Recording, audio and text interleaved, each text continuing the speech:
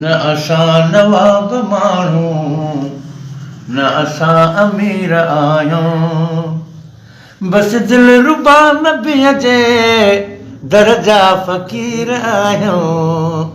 न असां नवाब माण्हू न असां अमीर आहियूं, बस दिलरुबा नबीअ जे दर्जा फ़क़ीर आहियूं। न असां नवाब माण्हू न असां अमीर आहियूं, घुरंदा आहियूं ख़ुदा खां सुहिणे नबीअ जे सदके। घुरंदा आहियूं ख़ुदा खां सुहिणे नबीअ जे सदके।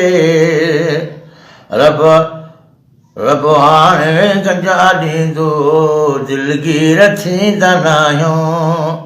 रब ताला गंजा ॾींदो दिलगीर थींदा नाहियूं, बस दिलरुबा नबीअ जे दर्जा फ़क़ीर आहियूं। न असां नवाब माण्हू न असां अमीर आहियूं, अदब ऐं आजिज़ीअ सां दरबार मुस्तफ़ा मां। अदब ऐं आजिज़ीअ सां दरबार मुस्तफ़ा मां वठी ख़ैर दिलरुबा खां बणिया सफ़ीर आहियूं। वठी ख़ैर दिलरुबा खां बणिया सफ़ीर आहियूं, बस दिलरुबा नबीअ जे दर्जा फ़क़ीर आहियूं।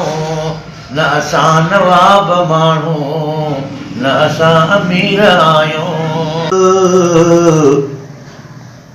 या रसूल अल्लाह वसल्लम अलैका या हबीब अल्लाह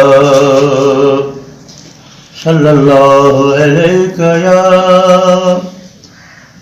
रसूल अल्लाह वसल्लम अलैका या हबीब अल्लाह। मिठा मदनी सच्चा सरवर पढ़ हुबदौर जी पारत थई। खुदा जा दादला दिलबर मूं गुनहगार जी पारत थई। सल्लल्लाहु अलैका या